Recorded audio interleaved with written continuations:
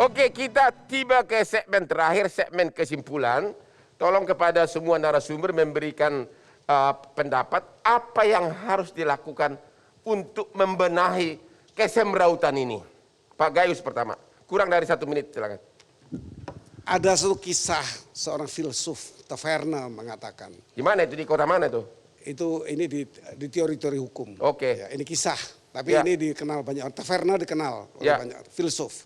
Mengatakan, berikan aku hakim yang berani, jujur, dan cerdas. Tanpa undang-undang atau undang seburuk apapun, aku akan berikan putusan yang baik. Itu saja. Jadi bagi saya, puncak dari semua persoalan itu hakim. Ya. Nah, hakim itu tidak satu orang. Hakim ini tentu majelis. Nah, di majelis inilah kalau ada kegagalan atau ada hal-hal lain dikhawatirkan, bentuk tim baru, majelis hakim baru yang dalam kapasitasnya tadi saya katakan. Kalau di tingkat Mahkamah Agung ya eksaminasi. Kalau tingkat bawah kan ada upaya hukum luar biasa, bisa PK. Yang ini juga tidak usah PK karena MK pernah memutus jaksa tidak boleh PK. Ini berbagai pikiran yang saya satukan di pikiran saya, mungkin kembali ke usulan saya beberapa tahun yang lalu ketika saya menjabat di MA, saya usul agar bikin satu badan yang bernama eksaminasi untuk merespon kontroversial putusan yang dianggap tidak rasional. Jadi kata-kata indah sore ini adalah berikan aku, gimana ulang lagi Pak? Berikan aku hakim yang cerdas, yang berani dan jujur. Berikan aku hakim yang cerdas dan berani dan jujur. Pak Saud Situmorang, apa kesimpulan Anda? Kalaupun jujur dan sebagainya, tapi kalau ada konflik of interest, perintah atasan gimana bisa coba? Kayak KPK sekarang kan ada konflik of interest. Ya, jadi secara keseluruhan dari skala 1 sampai 100 kan kita dapat nilai 37, itu kan nggak naik kelas itu. Passing grade juga nggak jauh lah gitu. Jadi bagaimana kita bisa membenahi ini? Ada banyak variabel-variabel yang harus kita benahi. Persoalannya adalah kita tidak pernah konsisten dari awal terus berlanjut. Lobster ini itu dimulai juga kebijakan menteri sebelumnya yang kemudian diubah yang orang berikutnya kan begitu. Jadi konkretnya perbaikan apa? Perbaikan itu harus konsisten dan terus, bukan malah makin mundur ke bawah. Undang-undang KPK itu tadinya kita harapkan itu diganti untuk kemudian dia menjadi lebih powerful yang sebenarnya. Yang terjadi apa? Ya makin lemah kan, sudah jelas, sudah jelas itu dia bagian dari lembaga eksekutif, kemudian kita sudah menyebutkan dan salah satu perbaikannya itu harus diganti undang-undangnya. Ya harus dikembalikan semula dan kemudian dari sana baru kita kemudian menata kembali lagi bahwa dia benar-benar lembaga independen. Seperti Lai juga bilang tadi, ini kan extraordinary crime, tapi kita mengatasinya dengan cara-cara yang biasa. Terima kasih. Pak Mukti, kesimpulannya Pak. Baik. Saya ingin menyatakan bahwa hakim adalah wakil Tuhan. Maka dia harus membuat satu keputusan yang bisa dia pertanggungjawabkan kepada masyarakat yang itu bisa diterima secara logika hukum. Kemudian juga melihat dampak daripada rasa keadilan pada masyarakat, tapi juga dia harus bertanggungjawabkan nantinya di hadapan Tuhannya. Itulah yang harus menjaga integritas dia. Hukum memang kadang tegak, hukum kadang runtuh, tapi jangan pernah kita lelah mencari keadilan. Apakah Anda mengusulkan salah satu perbaikannya adalah kewenangan KY harus ditingkatkan, yes or no? Yes, kita coba ajukan RUU. Terima kasih. ICW, Kurnia.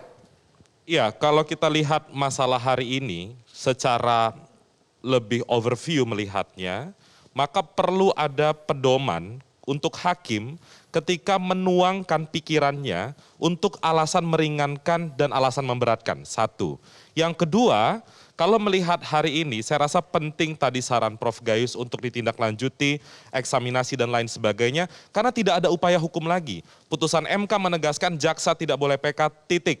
Jadi kalau putusan seperti ini, maka kita tidak mungkin lagi berharap Edi Prabowo akan dihukum lebih berat. Kalaupun Edi mau peninjauan kembali, tidak membuka celah untuk memberatkan karena PK meringankan. Kemudian Bang Hotman, yang harus difokuskan adalah bagaimana proses seleksi Hakim Agung itu mempertimbangkan aspek kompetensi dan juga integritas.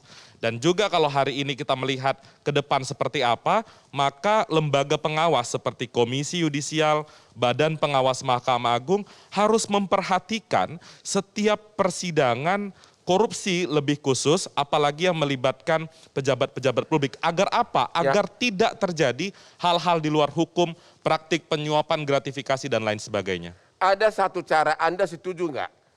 Yang membuat ini kan gara-gara hukuman itu kan minimum 4 tahun, maksimum 20 tahun. Gimana kalau undang-undang korupsi dirubah? Minimum 15 tahun, maksimum 20 tahun. Sayangnya Bang Hotman, setiap ada perubahan undang-undang tipikor, DPR dan pemerintah selalu menolak, dan itu dituangkan dalam rancangan kitab undang-undang hukum pidana, alih-alih saran Bang Hotman itu diakomodir, justru semakin dikurangi. Bagi pejabat publik minimalnya 1 tahun dalam pasal 3, sedangkan untuk masyarakat minimalnya 4 tahun. Jadi di mana rasa keadilan itu terjadi kalau hukuman pejabat publik lebih rendah daripada hukuman masyarakat? Ini penting untuk kita ketahui bersama. Terima kasih Pak Hendri Satrio.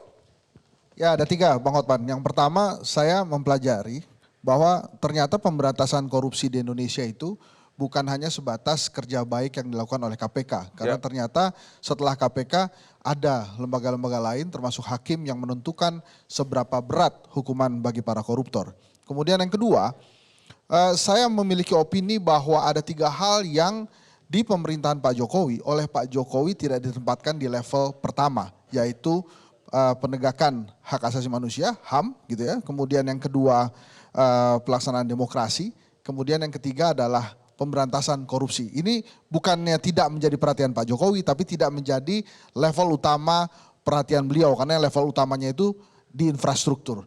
Nah kemudian yang ketiga, saya mengusulkan kepada para penguasa, pemerintah, ahli-ahli hukum, untuk segera menemukan formula bagaimana caranya para penegak hukum ini, petinggi-petingginya, ketua, komisioner, dan lain-lain, pada saat dipilih oleh negara tidak perlu melalui serangkaian langkah-langkah politik yang akhirnya membuat mereka menjadi terbatas dalam pelaksanaan keputusannya. Jadi kalau bisa tidak perlu lagi ada fit and proper di DPR karena itu adalah lembaga politis. Jadi mudah-mudahan bisa ketemu rumusannya sehingga itu tadi penegakan hukum tidak terlalu tergantung pada sejarah politik si Jadi penegak Anda hukumnya. tidak mau mengkaitkan pejabat politik dalam penunjukan pejabat pengadilan maupun KPK begitu? Ya, jadi nggak usah ada ranah politiknya. Jadi pure hukum. Nah, ini PR sebetulnya buat para penegak hukum dan ahli-ahli hukum tata negara. Karena saya tidak paham itu caranya gimana. Oke. Demikianlah akhir dari topik diskusi kita malam ini. Kesimpulannya sudah diberikan oleh para ahlinya. Dan pada pemirsa semuanya jangan lupa untuk menonton acara ini jam 9.30 hari Rabu hanya di Metro TV Hot Room jam 9.30 malam ini.